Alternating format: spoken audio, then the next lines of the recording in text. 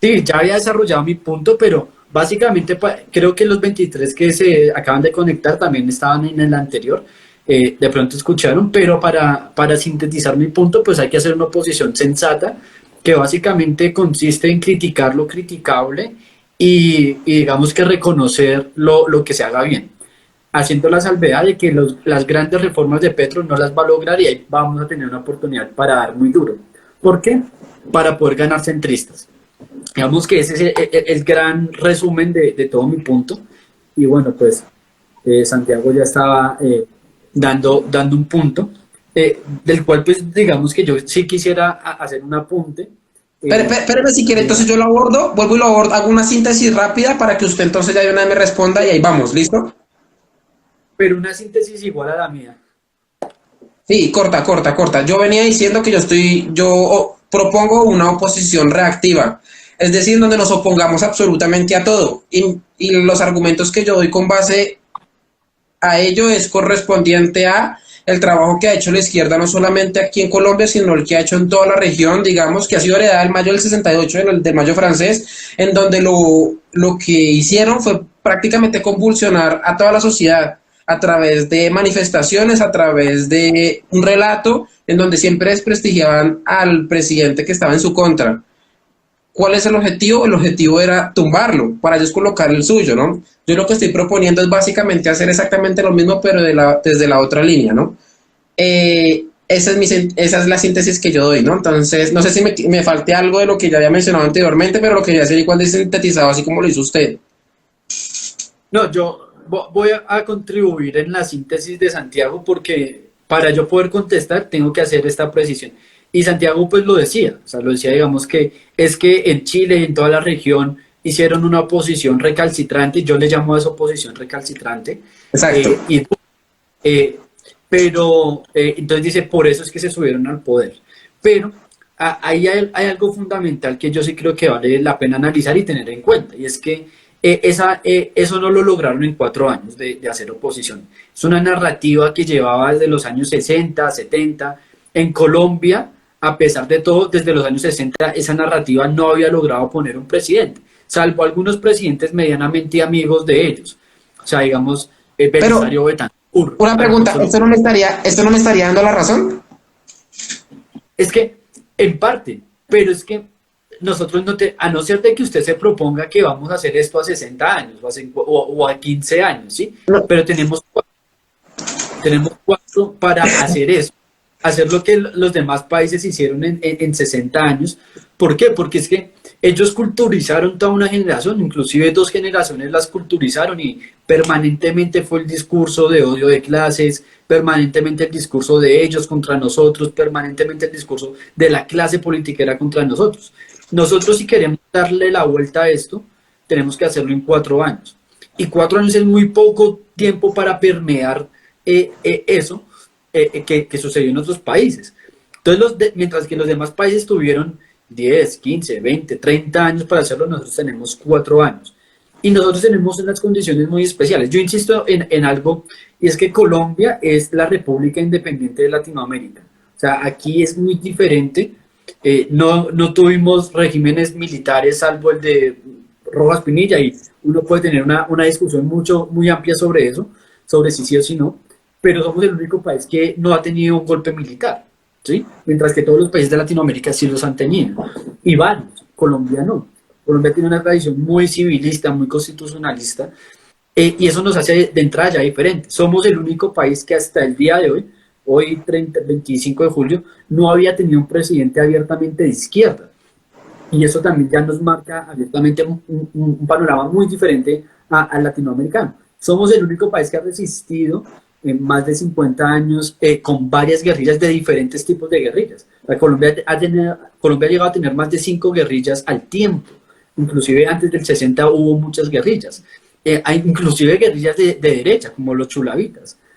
Y mientras que en Colombia, hay que decirlo, antes del 60, mientras que, por ejemplo, los demás países de Latinoamérica han tenido estallidos de guerrillas muy fugaces. Digamos que el más largo que ha tenido, a diferencia de Colombia, habrá sido Perú con el Sendero Luminoso.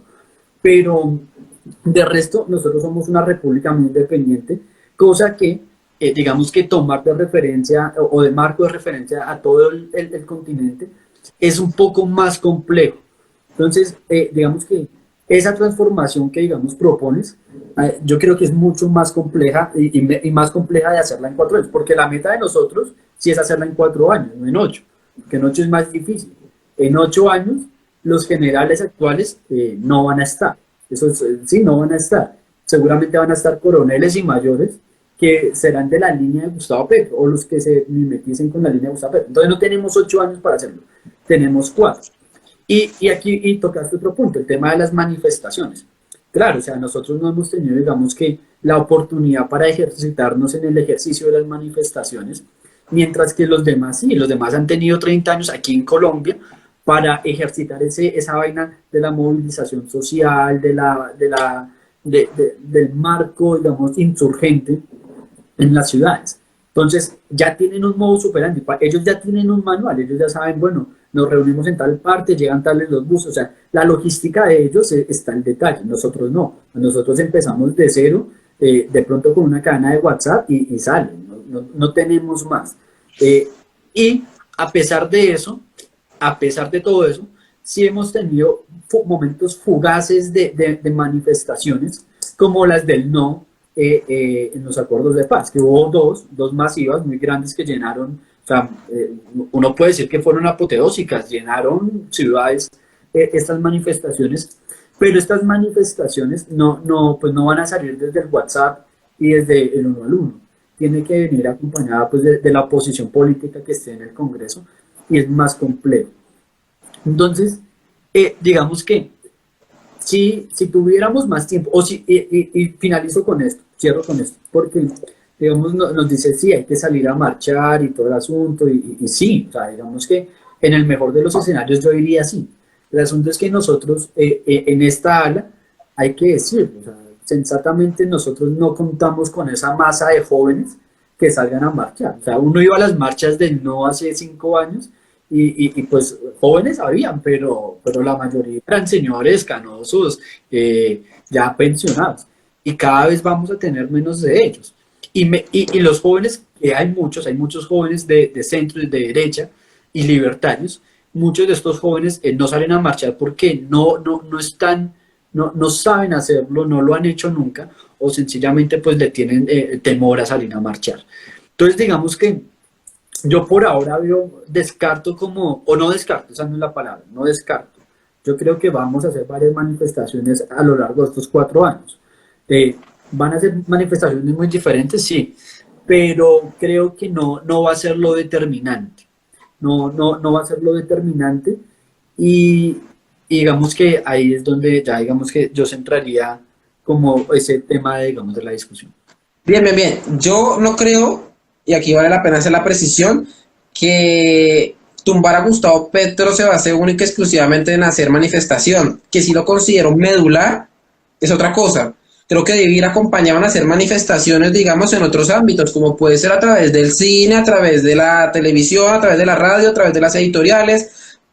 Eso la izquierda lo ha sabido hacer muy bien, han interpretado cómo la cultura está condicionando a la política cuando anteriormente era la política la que condicionaba la cultura. Yo estoy totalmente consciente de eso, pero a lo que voy es que el objetivo teleológico de una batalla cultural es político y no hay nada más político ya en esencia que una manifestación, porque la manifestación como tal muestra el poder, muestra en esencia lo que es la política, ¿no? Que usted, digamos, esté mostrando el poder que tiene, y así como lo hizo la izquierda, no solamente en Colombia, sino como lo hizo en la región. Yo coloco el ejemplo de la región porque me doy cuenta de que han seguido el mismo modus operandi, que puede tener sus matices en un lado u otro, pero la traducción se ve, digamos, cuando ya han alcanzado su objetivo, porque en todos los países donde esas manifestaciones se han hecho, la izquierda ha ganado, posteriormente ha ganado, y los síntomas contra los que ellos supuestamente, y los malestares contra los que ellos salieron a manifestarse, como fue supuestamente el racismo en Estados Unidos, y como fue la subida y el alza de precio en el metro en Chile, sigue pasando. El fenómeno del racismo sigue en este momento en Estados Unidos, y vemos cómo siguen subiendo los centavos, los pesos con respecto al metro en Chile. ¿Qué me demuestra eso? De que obviamente el malestar no era por eso, sino que tenían un objetivo claro, que era efectivamente montar a su candidato y sacar de por medio el adversario, que no digo que sea de derecha, sino que ha sido casi siempre un candidato, un presidente más centrista, más a la centro derecha. Fíjense que uno de los comentarios que hizo alias Tornillo en el Congreso, cuando estuvo Iván Duque, fue agradecerle al final de su discurso y decirle que fue gracias a él que ellos en este momento son mayoría en el Congreso. Y yo nunca pensé estar de acuerdo con un guerrillero en este aspecto, creo yo que tiene toda la razón, pero no es simplemente el análisis que hace Tornillo, sino también varias personas del Centro Democrático y varias personas de una ala más de derecha saben de que Iván Duque le tendió y fue un gobierno de transición en ese aspecto, en donde pareciera que le hubiera tendido todo el tapete para que una izquierda recalcitrante como la que representa Gustavo Petro se subiera al poder. Bien, a eso iba, ¿no? Entonces, lo que yo opino es que la forma correcta es poder aprender de quienes han sido los verdaderos maestros de realizar revoluciones correctamente hablando. Y cuando hablo de la revolución no es salir a romperlo todo, precisamente no lo digo por eso, sino que lo digo es por hacer la revolución en cuanto a que han tumbado a lo de siempre, ¿no? Han acabado con el status quo y ya están montando lo que ellos han querido, ¿no? Lo van a hacer, digo yo, aquí en Colombia, no sé si tan medular como usted lo haya dicho, en términos, digamos, castrochavistas, por llamarlo de alguna forma, ¿no? Pero yo sí creo que van a hacer una revolución completa en términos globalistas. En términos globalistas, creo yo que Gustavo Petro sí lo va a hacer y aquí es donde radica el mayor de los temores que tengo con respecto a eso. Entonces, lo que yo veo es que Gustavo Petro, Gabriel Boric en Argentina, en Chile, y Joe Biden, el Partido Demócrata, han estado muy interesados efectivamente en poder manifestarse, no solamente a través de los medios de comunicación, el cine, etcétera, etcétera, etcétera, sino que también lo han hecho a través de las calles. Yo esto lo veo también necesario para aquellas personas que tenemos como objetivo tumbar a Gustavo Petro. No sé si en 4 u 8 años, no lo sé. No sé, creo yo que eso puede ser un trabajo más largo, no sé cómo se vaya a comportar todo esto. En ese aspecto creo yo no tener una bola de cristal que me diga cuántos años se requiere para poder hacer eso, pero lo que sí veo es que aquellos que han sabido hacer dicha revolución ha sido la izquierda, y creo yo que el método que ellos han utilizado no es el de una oposición sensata, no es el de una oposición que intente, digamos, aceptarle y aprobarle aquellas cosas que pueden ser positivas. No, ellos han salido a decir de facto no, y vamos a salir a las calles a decirle que no. Yo colocaba en el anterior directo el ejemplo de que Iván Duque había sido el presidente que le ha dado a la educación el mayor presupuesto de la historia, pero eso no fue excusa para que Gustavo Petro convocara una marcha nacional estudiantil en donde le exigiera más dinero al gobierno de Iván Duque. ¿Y qué pasó? Pues de que efectivamente esto no era coherente, esto no era sensato, esto era irracional, pero aún así salieron a las calles a doblegar a Iván Duque y lo lograron. De allí en adelante se dieron cuenta de que efectivamente esa estrategia le iba a servir, no solamente para poder, digamos, demostrar que Iván Duque tenía muy poca autoridad, sino también para llevar adelante un relato. ¿Y cuál era el relato? De que Iván Duque era un muy mal gerente, era un muy mal gobernante y que era necesario que hubiera un cambio. Creo yo que mi punto va por allí. Es, digamos, de aprender de los maestros, que creo yo que los maestros en este caso ha sido la izquierda para poder, digamos, tumbar al presidente que se les ha enfrentado o al movimiento político que se les haya enfrentado y haber colocado el que ellos han querido. Ahora, nosotros podemos darle los matices de que nosotros podemos hacer una oposición reactiva con argumentos, diciendo la verdad, sin tener que mentir, sin tener que hacerse la guanumen, ¿no? Que yo creo que en eso sí puede así, pero yo creo en el fondo que toca hacer una oposición reactiva muy dura, muy fuerte, o sea, oponernos, creo yo, no solamente en el Congreso, porque es que en el Congreso yo la verdad creo que nosotros, o yo en especial, no me siento representado por absolutamente nadie, si acaso por 2 congresistas y ya, pero de resto yo no tengo esperanza, y allí me lleva, digamos, al último punto para entregarle a usted ya la palabra, y es que quienes sí pueden, digamos, convocar a una manifestación no somos nosotros. Nosotros no tenemos ese espíritu de salir a llenar las calles. Usted daba el ejemplo, obviamente, de lo que fue el no y de cómo la gente salió con su camiseta blanca a manifestarse para esa época, ¿bien? Pero quienes sí pueden, digamos, convocar, y ya lo están haciendo, es, por ejemplo, los centristas, pero no los centristas del Centro Democrático, sino los centristas de una especie de Sergio Fajardo, una especie de Dignidad, el movimiento político que está integrado por Jorge Enrique Robledo, y que, por ejemplo, el propio, otra pregunta, amigo, se me olvida el nombre de él exactamente, está diciendo, no tenemos esperanza en el Congreso, si queremos hacer oposición lo debemos hacer desde las calles. Y allí, digamos, creo yo que se refiere a ese centrista que decía en su momento, yo no salgo a marchar por Gustavo Petro, yo salgo a marchar es en contra de la tributaria de Carrasquilla, ¿bien? Y decías que yo no soy petrista, pero yo estoy totalmente en contra de la reforma de Carrasquilla. Pues yo creo que si este manifestante es coherente, debe saber que al día de hoy también debe oponerse directamente a la reforma de Gustavo Petro y Docampo. ¿Qué creo? Que quienes son las voces de autoridad frente a ellos es ahí Jorge Enrique Robledo, Sergio Fajardo, es todo el movimiento más centrista de izquierda que están totalmente en contra de Gustavo Petro y que le dan un golpe muy certero a Gustavo Petro y que sí tiene la facultad y tiene la habilidad de convocar a manifestaciones. Yo veo esto muy bueno, creo yo que nos debemos incorporar, y ahí, digamos, llegó a una misma conclusión a la que has llegado vos, ¿no? Que en este momento nosotros tenemos es que unirnos directamente es con ellos para poder plantar una oposición fuerte, pero como le digo yo, radical, vehemente en contra de Gustavo Petro. Bueno, pues ahí son, digamos que varias cosas. Lo que pasa es que para mí planteas como un escenario, digamos que muy utópico o soñador, en el sentido de que de las marchas y digamos, de la movilización constante. Yo, pues la verdad, no veo, o sea, digamos que descarto esa movilización permanente en las calles, porque pues el público centrista, derechista, no lo hace, y no lo hace porque tiene obligaciones y está constantemente ocupado. Los Sí. jóvenes o la mayoría de jóvenes que salieron a marchar, o los sindicatos, pues no van a salir a marchar, porque pues ya tienen lo que tienen. Pero también porque para lograr grandes manifestaciones, pues se necesitan detonantes que por ahora, digamos que no han reventado. Puede que los haya más adelante, pero no han reventado. Y si estos detonantes no salen, si no los ponen, pues va a ser más difícil. Y hay que cultivarlos también. Esos detonantes hay que cultivarlos, estar ahí presionando, ojo con el 23, ojo con el 23, ojo con el 23. Y posteriormente puede que pase.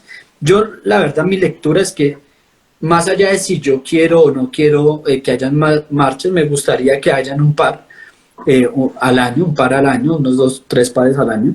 Más allá de si yo quiero, digamos que no lo veo que vaya a suceder, no lo veo que, o sea, no, ni siquiera es que no quieras, que no veo cómo va a suceder sin detonantes suficientemente bruscos como para esto.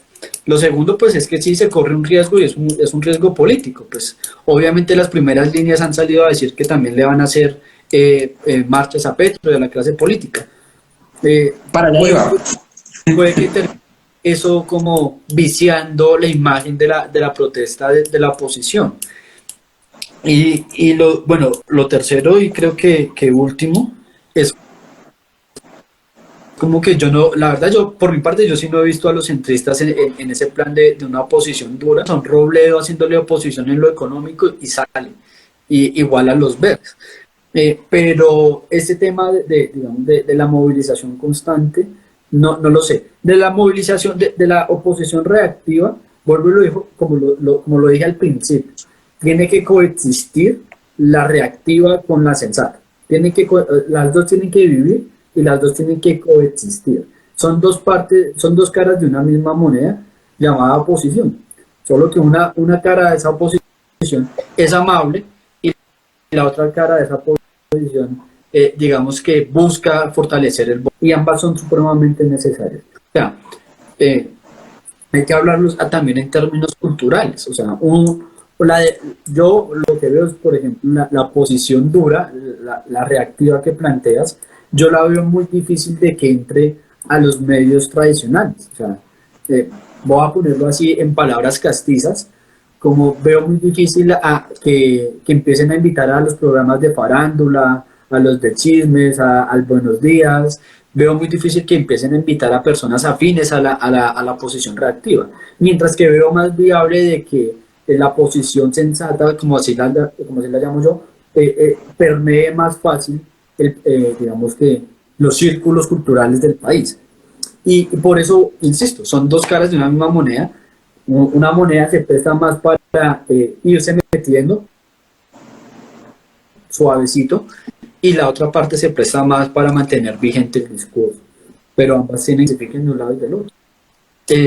Más allá de eso, pues, digamos que pues uno podría hacer muchos recuentos históricos. O sea, eh, Colombia, vuelvo al punto, Colombia es un país muy diferente, y durante muchas digamos, lustros, o sea, cada 5 años, veíamos inclusive también oposiciones sensatas. Mira que desde el año 30, que inicia la República Liberal, hasta antes de Laureano Gómez, que no me acuerdo quién fue antes de Laureano, pero durante ese periodo de casi 20, 30 años, en Colombia existió una oposición sensata, por así llamarlo, una oposición que hacía parte del gobierno, a la que se le daban algunos cargos, daba duro en las cosas que era necesario dar duro, y era laxa con otras cosas.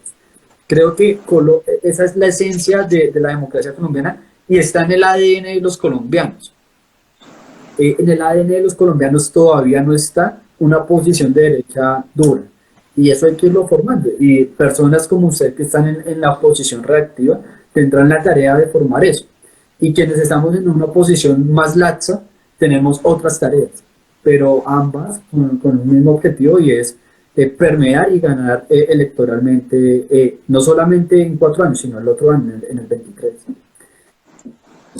Ya, yo creo que de todas formas, si le soy sincero, no sé si podemos llegar a tener presencia en medios, pero es que nosotros debemos mirar los medios a través de dar una revolución cultural, efectivamente, una batalla cultural, que es efectivamente lo que debemos estar dando en todo aspecto. Como le digo, mi oposición reactiva no se basa única y exclusivamente en salir a las calles a manifestarnos. También, como le digo, necesitamos estar minando todos los demás ámbitos, ya sea los medios de comunicación, el cine, ya sea la radio, ya sea creando editoriales, creando todo lo que necesitamos para, digamos, mandar un mensaje que es muy importante, y es que efectivamente Gustavo Petro es en este momento, bueno, las cosas que él está haciendo van en contraposición a lo que en realidad debería estar pasando aquí en Colombia, ¿no? Tenemos muchos argumentos para poderlo demostrar. O sea, cuando yo hablo de reactivo no estoy hablando de incoherente, de que no, digamos, tengamos argumentos detrás, que no tengamos solidez en nuestras premisas para demostrar de que efectivamente tenemos una razón que hay detrás que nos respalda para hacerlo, pero lo que voy es que si nosotros intentamos mediar y en ser un poco sensatos y blandos con ellos, nos van, digamos, nos van colando 4 años más. Es a lo que voy. En cambio, al ser reactivo no nos van a colar 4 años más, vamos a poder, digamos, también manipular para bien el relato que hay con respecto a Gustavo Petro, que en este caso nos debería beneficiar a nosotros, porque el relato que es para bien, que es verdadero, es que efectivamente Gustavo Petro está gobernando es para otra gente, menos para el pueblo colombiano, por ejemplo. Argumentos para respaldar eso, sí, y digamos, poder también respaldar de que en el Congreso hay pocos congresistas que están diciendo eso y que están llevando adelante proyectos de ley en contra de eso, hay muy pocos, casi que nulos, pues nos lleva, digamos, a la conclusión de que debemos empezar a ser reactivos en todo lo demás. ¿Cuál es mi ejemplo para respaldar todo eso? La izquierda lo ha sabido hacer muy bien. Ellos no han impedido, digamos, poder salir a las calles que porque tienen presencia en el Congreso, que porque Petro está en el Congreso. No, es que porque Petro está en el Congreso, necesitamos también estar en las calles, necesitamos también estar en los medios de comunicación, necesitamos estar absolutamente en todo lado. Pero es que la parte central, medular, como le digo yo, y es que el objetivo teleológico de una batalla cultural es llegar a la política, es condicionar a la política.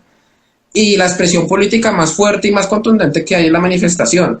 Yo sé que, como usted también lo ha dicho, la derecha no tiene la facultad de, y no se ha caracterizado por llenar las calles, ¿no? Y hacer presencia en calles. Pero ahí es donde yo digo, y es empezar a generar una nueva dialéctica que, digamos, no sea exclusivista de una extrema derecha o una derecha dura frente a un Gustavo Petro. No, yo creo que ahí en ese aspecto toca hacer una especie de un Rojas Pinilla frente a un frente nacional, valga la redundancia allí, con lo que representó la ANAPO en su momento, es decir, un movimiento político que esté enfrentado directamente a una clase política. Estaban los liberales y conservadores dándose la mano, como al día de hoy está Gustavo Petro y Uribe, y toda la clase política tradicional dándose la mano, ¿no? El Partido Liberal, la mayoría de los partidos, de los congresistas del Partido Conservador, están los Verdes, están el partido de la U, está Cambio Radical, ¿sí? Entonces, al hacer una dialéctica de esta forma, digamos, vamos a poder llegar a la persona de a pie que no se siente representado por ninguno de ellos. Y allí debemos estar en la capacidad, y esto creo yo que sí es revelador y nunca lo he dicho, de empezar a recibir personas que no necesariamente sean de extrema derecha o de derecha dura, ¿no? De personas que también estén divorciadas. ¿Me escucha? Sí. ¿Está escuchando?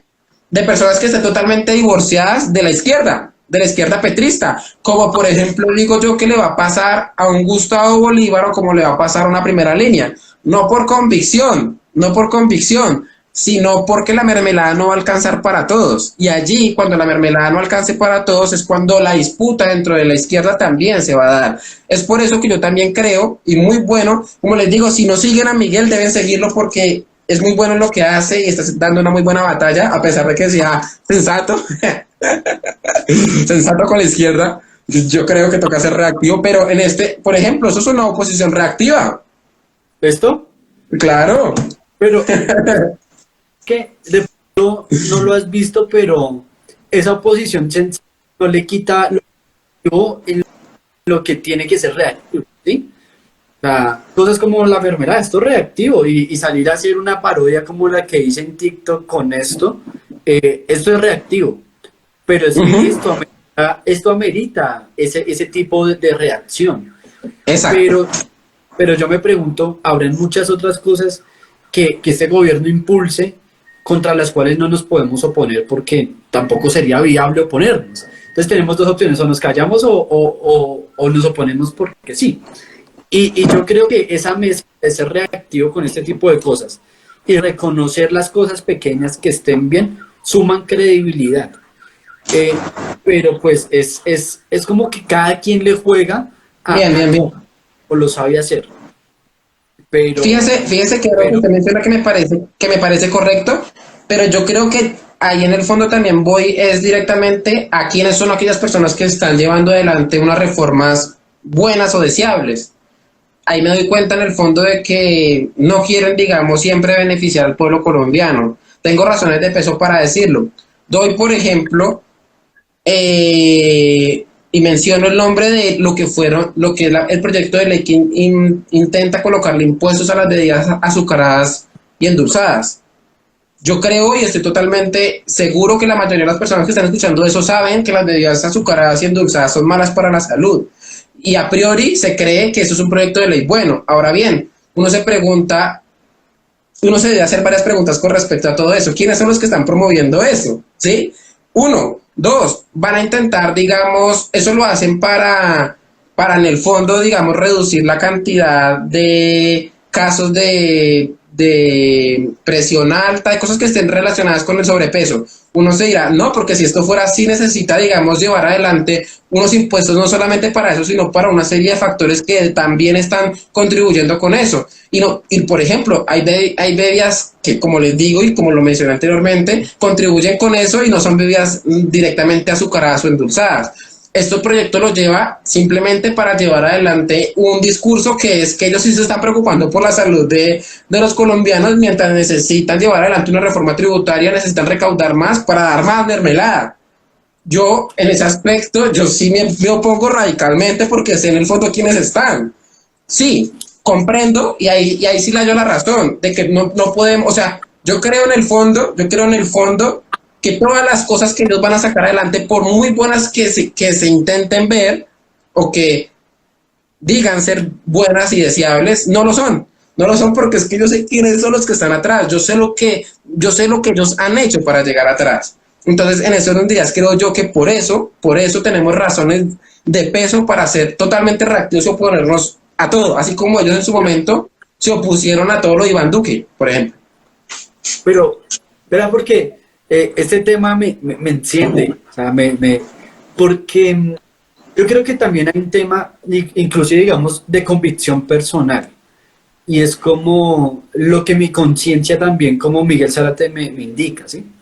Y no sé si tocaste este tema a propósito, porque pues yo en algunos videos yo pues he hablado de que a mí me parece que está bien dicho Sí, sí. pues, y pues bueno, porque también hemos acompañado desde hace más de 6 años a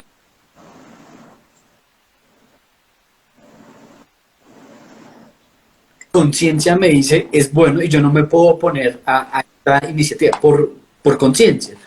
Ahora, pues de pronto, una parte de cómo se ve este impuesto es decir, el Estado nos quiere dañar y quiere destruir la empresa y quiere recaudar plata. Otra visión es la que yo tengo. La visión es como, ¿quién paga la salud de la gente pobre en Colombia? El Estado, que es a punta de impuestos, a través de la categorización del CISBEN 1, 2 y 3 y a través de las EPS. Y lo que no puede pasar en Colombia es que el empresariado, por falta de responsabilidad social y por quererse ahorrar unos pesos que los puede invertir, por quererse ahorrar unos pesos, llene el mercado que está destinado a la gente pobre con productos chatarras que a la postre los termina enfermando y quien termina asumiendo el gasto público de la enfermedad producto de las bebidas azucaradas y de la comida chatarra no es el empresario ni el estrato 6, es el Estado a través de nuestros impuestos. Entonces yo creo que el impuesto tiene dos acciones. Una acción y es hacer un poco más difícil que el pobre se enferme con bebidas azucaradas, pero igual el pobre lo seguirá haciendo. Lo hace con el tabaco, lo hace con el aguardiente, pero lo hace un poco más inaccesible. Y segundo, pues el dinero que se recauda del impuesto, pues que vaya a la salud pública. Pero lo que no puede seguir pasando es que y tercero, tiene un tercer efecto, porque si el empresario no quiere perder clientes, pues el empresario hará ciertos ajustes en su tabla nutricional de esos productos y lo mejorará y conservará a sus clientes. O sea, digamos que hay un tema muy técnico en el impuesto a la comida chatarra en general. O sea, yo soy más agresivo en eso, a la comida chatarra en general. Y es que obviamente uno no puede tampoco decir, no, es que le va a poner impuesto a la manzana postón y a la ponimalta por igual. Cuando digamos que la ponimalta ofrece algunos ciertos beneficios adicionales o digamos, entonces pongámosle otro nombre. Las vitaminas del frutillo.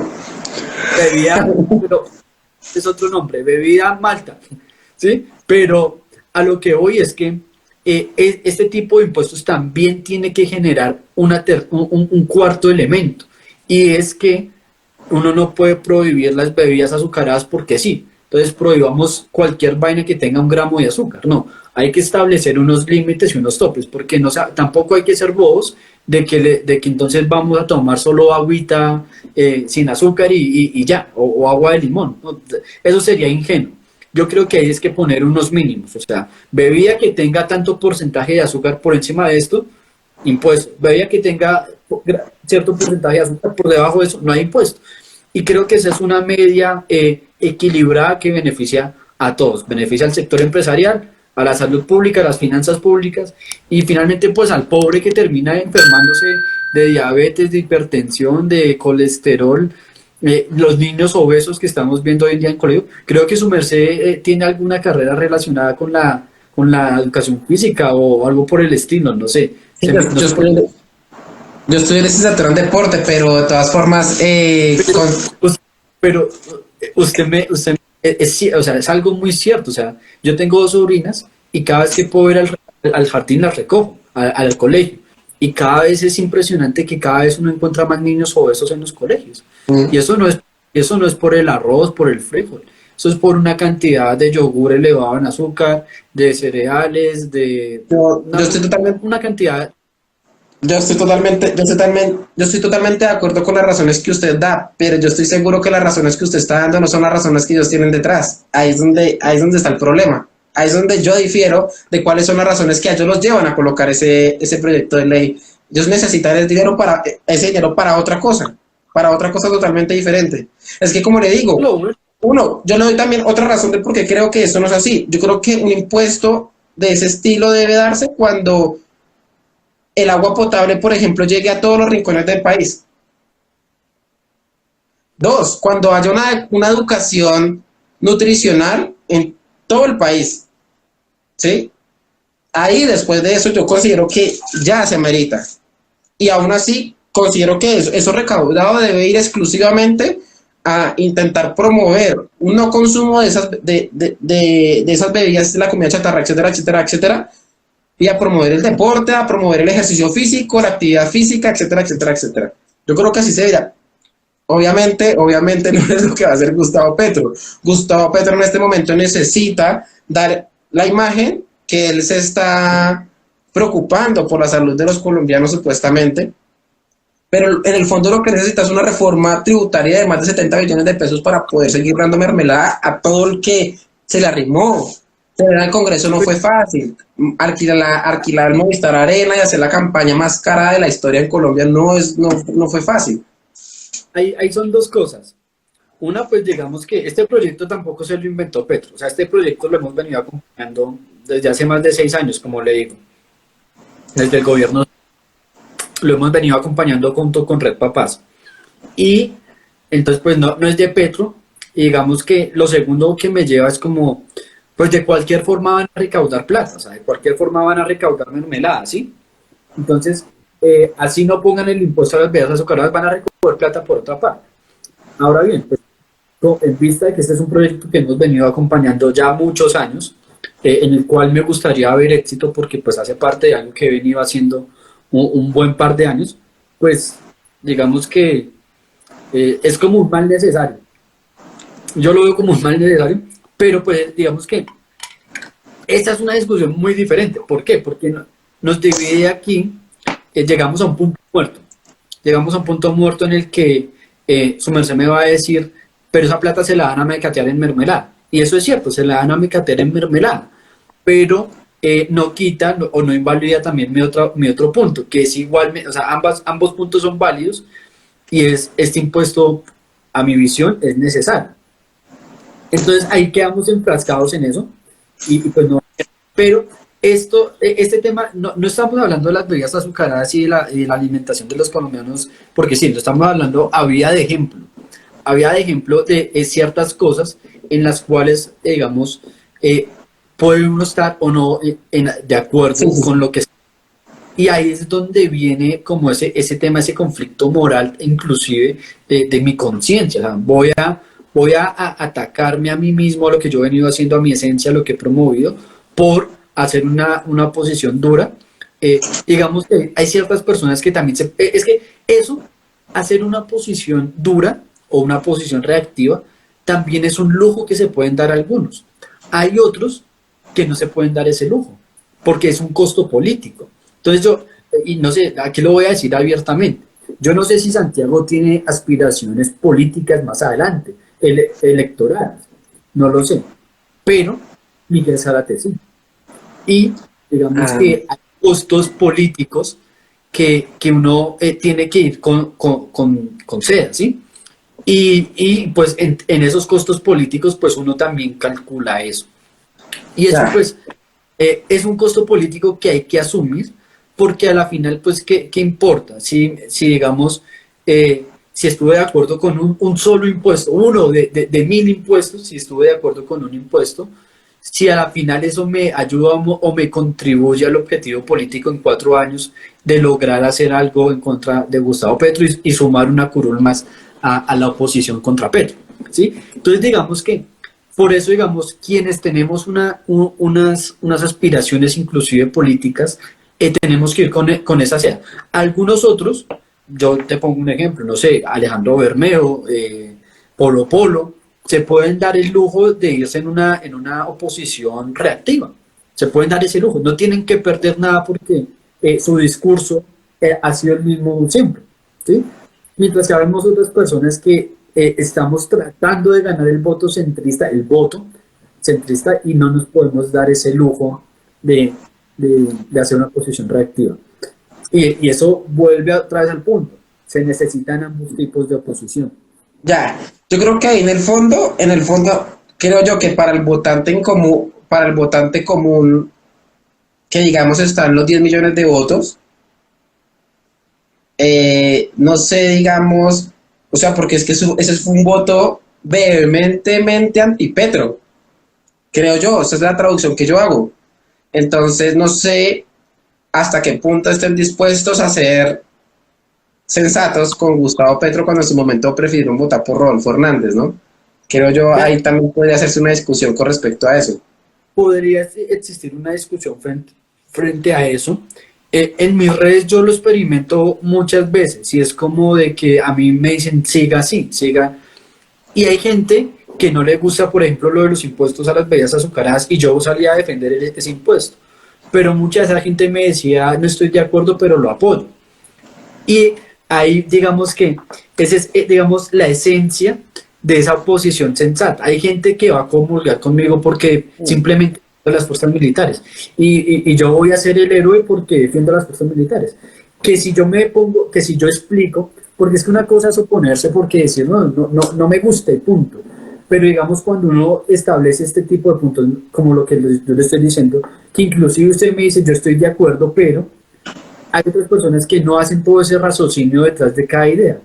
No, dicen, este chino, bueno, tiene razón en esto, no lo comparto, pero tiene razón, y igual siguen apoyándolo a uno. Entonces, digamos que quienes estamos en el área política, sí nos toca todos los días, cada video que hacemos, hilarlo con ese hilo conductor que llevamos de años, sin desestabilizar nuestros proyectos políticos. Y pues ahí es donde a mí personalmente me funciona, digamos que esa posición sensata. Y, y, y, y a lo que sí me gustaría, digamos, aportar aquí es, claro, digamos, los intereses pueden diferir con respecto a qué es lo que personas que tienen objetivos políticos y aquellas personas que tenemos objetivos ya de poder derrocar a Gustavo Petro. En mi caso, digo yo sí tengo como ese objetivo en mi mente, digamos, para alguien que quiere plantearse a una carrera política, no sé, 4, 8, 10, en adelante, ¿no? Yo no lo haré porque yo no me veo siendo político, pero creo yo que alguien que quiera hacerlo debe, digamos, seguir esas directrices. En su momento, Rojas Pinilla, con la NAPO, cuando se enfrenta al Frente Nacional, le funciona esa dialéctica que genera contra esa clase política, viniendo directamente de las Fuerzas Armadas, se planta por fuera como un outsider, como alguien que, digamos, intenta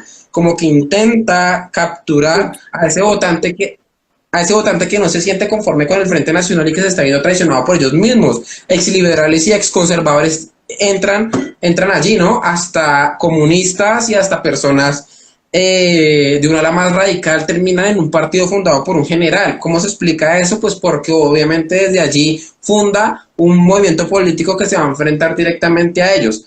Yo creo que en ese orden de ideas, planteando ese objetivo, creo yo que sí se debe, digamos, plantear como una oposición totalmente contraria, radical, para que la gente lo comprenda de esa forma. O sea, yo creo que el éxito de Rodolfo en parte en primera vuelta se debió a eso, a que a él lo vieron como alguien que está totalmente ajeno a la clase política tradicional, a pesar de que supuestamente él ya ha sido, y efectivamente lo ha sido, ¿no? Un político de toda la vida, un político que ha estado allí, que ha sido alcalde, bueno, etcétera, pero que pues ha sido ingeniero también, empresario, y pues lo ven más como un outsider. Creo yo que esa figura se podría estar explotando, generando una dialéctica contra el nuevo Frente Nacional que se ha construido, que está representado al día de hoy por Gustavo Petro y todos los politiqueros de toda la vida, el Partido Liberal, el Partido Conservador con algunos congresistas, el Partido de la U, Cambio Radical, etcétera, etcétera, etcétera, ¿no? Yo creo que apalancarnos de eso es muy bueno, es muy prolífico. Yo creo que de ahí va cualquiera, creo yo, que empieza a generar un discurso que conecte, iba a decir populista, pero yo sé que a usted esa palabra no le cae muy bien, a mí sí me cae muy bien, yo creo que toca generar un populismo en contra de esa clase política, así lo digo yo, o sea, el populismo como una herramienta de construir lo político, efectivamente, una herramienta para construir lo político, una forma de poder conectar con la gente del común, una forma de poder sintetizar grandes idearios en cosas que la gente del común pueda digerir. En eso yo lo veo muy bien, pero la dialéctica, la parte medular que debe tener esa dialéctica que he venido insistiendo, es esa lucha contra esa clase política que ya está unida, que ya no hay una división clara entre lo que representa una derecha o una izquierda, ¿no? Entre un Gustavo Petro y un Álvaro Uribe Vélez o un Centro Democrático, en donde ellos ya se han juntado anteriormente, pueden compartir ciertos puntos en común, lo del Partido Liberal, el Partido Conservador también trabajando en el mismo bando, declarándose partido de gobierno. Yo creo que eso efectivamente nos puede ayudar a seguir llevando adelante una batalla dura en contra de un Gustavo Petro y en contra de una clase política tradicional que ya se ha enquistado y que se ha comido la revolución. Es que la izquierda pareciera que en este momento se ha unido con los burócratas y con la oligarquía directamente. Y hacer dialéctica de eso creo yo que es lo que hará triunfar eso, llevando adelante un movimiento político que sea reactivo totalmente, o sea, que se muestre totalmente enfrentado, totalmente antónimo, que sea un némesis de esa clase política tradicional. Yo lo veo de esa forma. Pues yo creo que hay dos cosas. Lo primero es que la palabra outsider está de moda. Entonces le llamamos outsider a Rodolfo. Realmente Rodolfo no es un outsider. Y le llamas outsider a Rojas Pinilla, y Rojas Pinilla tampoco es que sea un outsider. O sea, mira que pasan el relato histórico, o sea, la verdad histórica es que Rojas Pinilla se excede en su primer mandato y lo termina desechando. O sea, termina ocasionando que dos rivales antagonistas se unan para sacarlo. ¿Sí? Pero lo que hay que rescatar de eso es que el Frente Nacional se fue a elección, o sea, se fue a referendo si los colombianos aceptaban ese acuerdo. Se fue a referendo antes de elecciones presidenciales. Y es la única votación donde ha votado más del 90% de los colombianos. Y aceptaron ese sistema del Frente Nacional.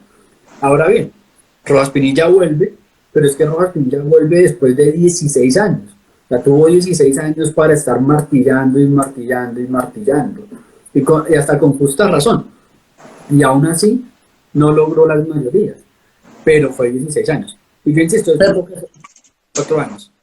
Fíjese que ahí yo difiero un poco porque el relato es que a Gustavo Rojas Pinilla, la DAPO como tal, le robaron las elecciones. Se hizo el mayor recorteo de la historia en Colombia, que termina por darle la presidencia al abuelo de Pastrana, ¿no? Y es lo que uno, o sea, claro, no le funcionó, pero uno dice, ¿hasta qué medida? Yo creo que ahí los resultados electorales no le permiten a uno hacer el análisis político adecuado, así como lo podemos estar haciendo ahora, quizás sea erróneo, quizás que Gustavo Petro no tiene 11 millones de votos, sino que esté por debajo. Y como lo decía en el directo anterior, yo creo que los resultados están viciados por la registraduría, ¿no? Yo me paro desde ahí y obviamente los análisis que hago con respecto a estos pueden estar errados porque obviamente nosotros partimos de la idea de que Petro tiene 11 y Rodolfo o el antipetrismo son 10, ¿no? 10 millones de votos. Entonces de ahí en adelante uno no puede decir si efectivamente estamos por encima o estamos por debajo, que es efectivamente la batalla que tenemos que dar, porque si en realidad la registraduría está coaptada, está secuestrada por la izquierda, por el globalismo en general, yo creo que ahí tiene mucho sentido el por qué Gustavo Petro termina viajando a España a reunirse con toda esta gente y también va a Chile y se reúne con Boric, etcétera, etcétera, etcétera. Y de un momento a otro, de primera a segunda vuelta, Gustavo Petro aumenta de una forma exponencial. Bueno, claro, no me permite hacer un análisis correcto porque lo que estoy viendo son unos resultados que están alterados, ¿no? Pues ahí digamos que para lo anterior de Rojas Pinilla, Solo que también es un mito lo del robo. Mira que yo lo empecé a listar desde hace ratico, este pasaje. Es de Jorge Orlando Melo, un historiador colombiano. A propósito del tema dice, el gobierno inquieto suspendió la divulgación de resultados y cuando al día siguiente se anunció que había ganado Pastrana, la duda fue general. Muchos creyeron que durante la noche se había hecho trampa en la cuenta de votos. Sin embargo, las evidencias indican que el reconteo fue correcto. Y digamos que hoy en día, digamos, los historiadores vuelven al punto. O sea, sí hubo un recuento y efectivamente fue correcto. No vivimos en esa época para digamos que, asegurarlo, no, pero nos quedan pues algunas evidencias. Bien, pero de todas formas creo yo que para el análisis que hice, 60.000 votos de diferencia que le llegó a sacar el abuelo de Pastrana a Rojas Pinilla, digamos, no demerita todo el trabajo que en su momento llegó a hacer en general, ¿no? Eso es, no, pero fue general antes de eso. Ya. Pero digamos que como para ya empezar a ir cerrando, porque yo madrugo, tengo que madrugar, para ir cerrando, digamos que, bueno, insisto en lo que he insistido en todo este live, y es ambas oposiciones se necesitan, ¿sí? Para en el 2026 lograr sacar a Petro, con miras al 2026. Lo que, digamos, la oposición reactiva haga, bienvenido, pero también lo que haga la oposición sensata, bienvenido. No necesariamente vamos a estar de acuerdo estos 4 años en muchas cosas, pero el objetivo siempre nos tiene que mantener unidos, que Petro salga en el 2026. Y para eso tenemos que combinar las diferentes formas de lucha. Y estaremos en las artes, en los medios, en diferentes escenarios. Sin embargo, cada tipo de oposición tendrá unas formas de permear diferentes. Mientras que, digamos, una oposición sensata tiene más facilidades de permear en los medios tradicionales, pues la oposición reactiva tendrá que fundar medios y tendrá que generar nuevos portales y tendrá que hacer todo esto. Pero ambas cosas necesarias, útiles, y no solamente tienen que existir ambas y tienen que coexistir ambas. Esa es la lectura. A mí, para cerrar de mi parte, yo creo que no sé qué tan conveniente sea, digamos, aprobar algunos proyectos que tenga el gobierno. No sé si eso termine precisamente por legitimar dicho gobierno y por, digamos, justificar una reelección o lo que vaya a pasar más adelante, ¿no? No, que Gustavo Petro gobernó muy bien, miren esos proyectos de ley que sacó, miren cómo nos estamos viendo muy beneficiados, que en el fondo todos sus proyectos de ley intentan lavarle la cara a Gustavo Petro y demostrar que supuestamente él sí se está preocupando por la salud de las personas, por la seguridad, porque la gente no se engorde, porque, bueno, etcétera, etcétera, etcétera, ¿no? Yo en ese aspecto creo yo que esto le beneficia directamente a él y yo yo la verdad no lo veo correcto en una oposición que en realidad tenga miras de tumbarlo como de lugar y que no quiera, digamos, legitimar su gobierno, ¿no?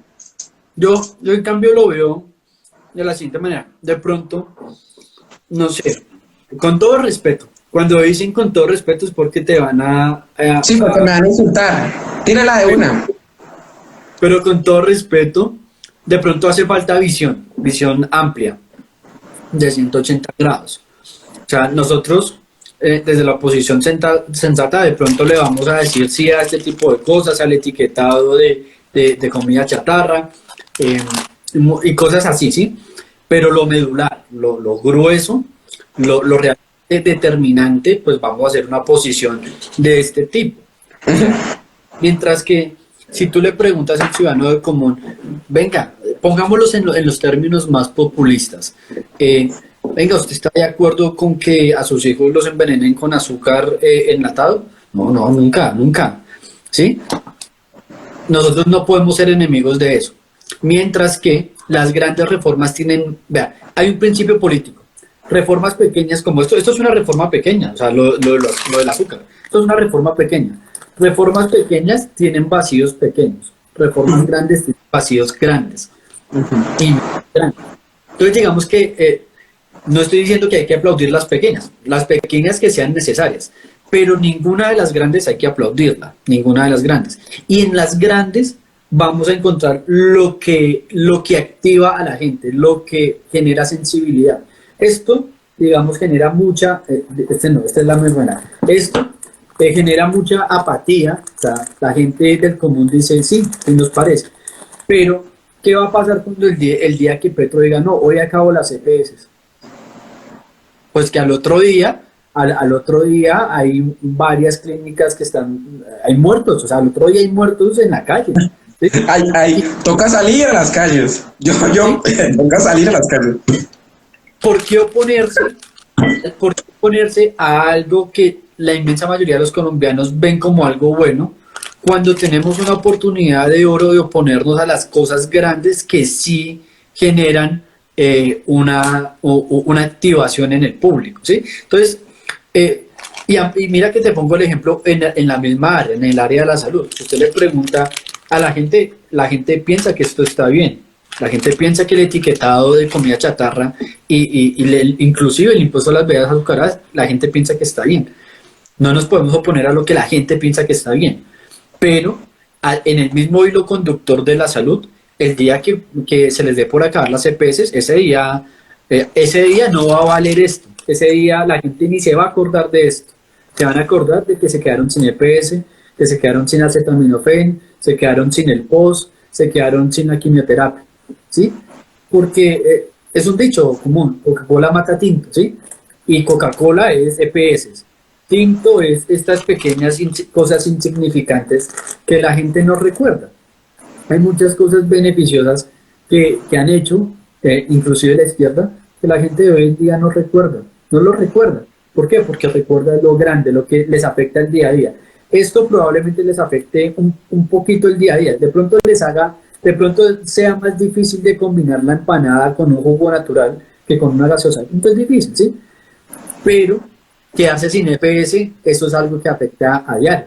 Porque puede que usted sea una persona muy sana, pero usted de pronto como cotizante tiene a una hija que necesita tratamiento. O usted como cotizante tiene a su mamá y su mamá necesita tratamiento. Entonces digamos que hay que ser inteligentes, hay que ser ajedrecistas con esto.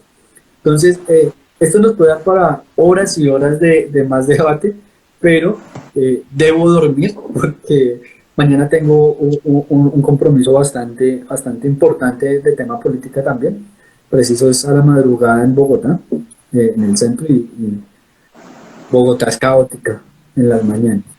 Pero pues nada, Santiago, mil gracias. Espero poder hacer otro live otra vez para ir siguiendo con esta dinámica. Y ojalá el 7 de agosto, después del 7 de agosto vamos a hacer muchos.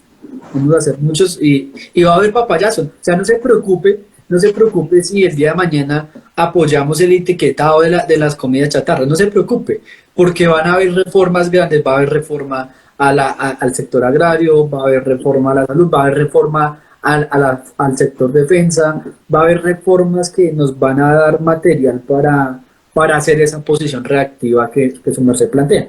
Y esto pues lo vamos a mantener vigente 4 años. O sea, no se preocupe. Esto lo vamos a mantener 4 años. Listo, Miguel. Yo le agradezco por su tiempo. Y bueno, señores, antes de terminar con este pedazaco de video, quisiera recordarle a todos ustedes que pueden apoyar este canal a través de Patreon.